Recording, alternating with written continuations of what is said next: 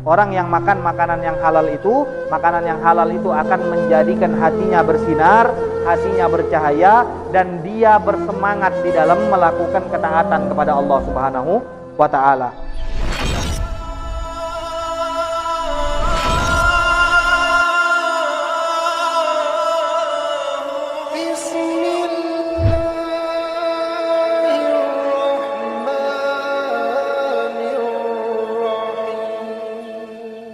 Wala tahsib annal wara khos bil mat'umi wal malbus bal huwa amun fi jami'il umur. Jangan kau mengira, kata Imam Haddad, berhati-hati atau sifat wara itu khusus di dalam makanan dan pakaian saja, akan tapi dia umum pada semua urusan.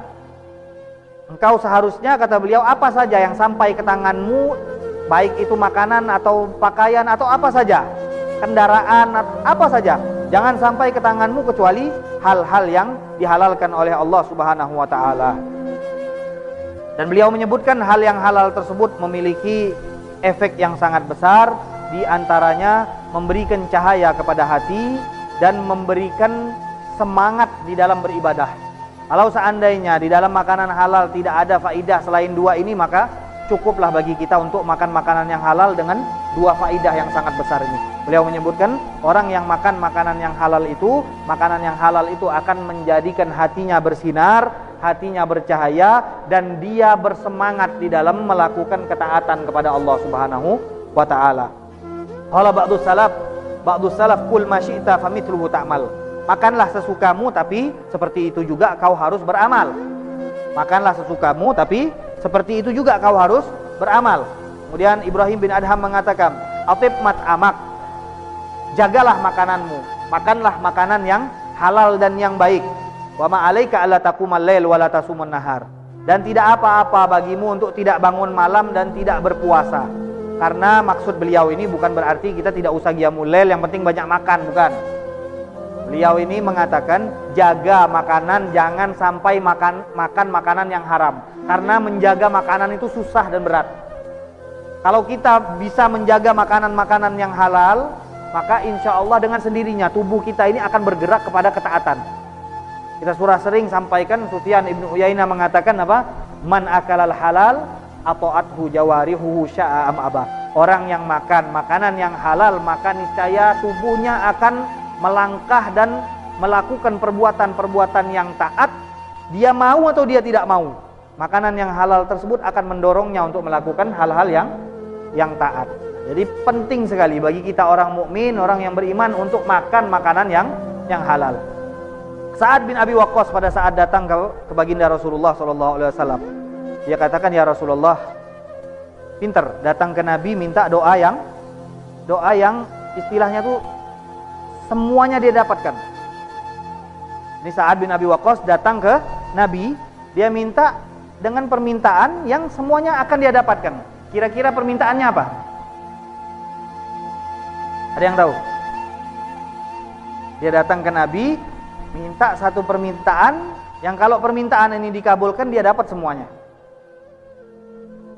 Apa? Nah, ini kan permintaan yang orang yang cerdas. Dia datang ke Nabi, ya Rasulullah, doakan agar supaya doaku mustajab. Pintar gak? Kalau dia dapat doa dari Nabi, dia nggak perlu lagi minta lagi sama Nabi. Benar gak? Dia tinggal minta sendiri karena doanya sudah mustajab dan makbul. Maka kata Nabi, atib mat'amak mustajab da'watuk. Kata Nabi, perbaguslah makananmu, artinya makanlah makanan yang halal, insya Allah, kata Nabi, doamu akan dikabulkan. Maka Sa'ad bin Abi Waqqas ini terkenal dengan doa yang diijabah oleh Allah Subhanahu wa ta'ala langsung. Ada orang pernah mengganggu Sa'ad bin Abi Waqqas.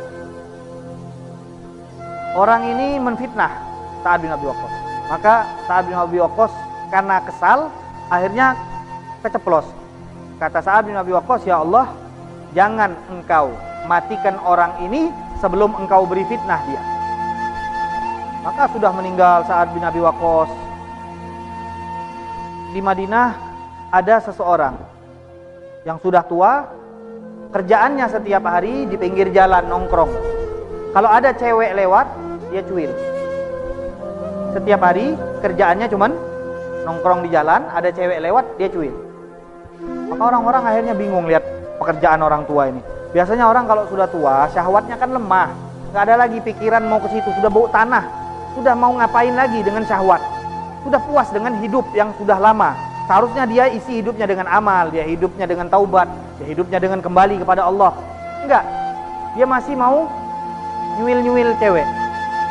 Akhirnya ditanyakan, dia bilang, saya ini mau ibadah, tapi tangan saya tidak bisa diarahkan. Ini karena doa Sa'ad bin Abi Waqqas.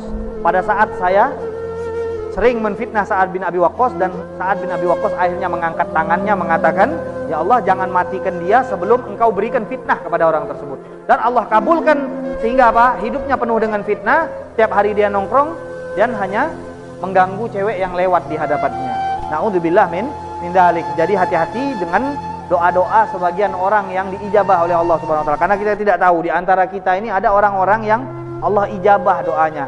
Sehingga setiap kita majelis, makanya disarankan untuk banyak-banyak baca doa. Sebelum majelis kita baca doa, selesai majelis kita baca doa. Kenapa? Karena kita tidak tahu. Salah satu dari kita ini ada orang-orang yang Allah berikan keistimewaan diijabah oleh Allah Subhanahu wa taala doa-doa mereka.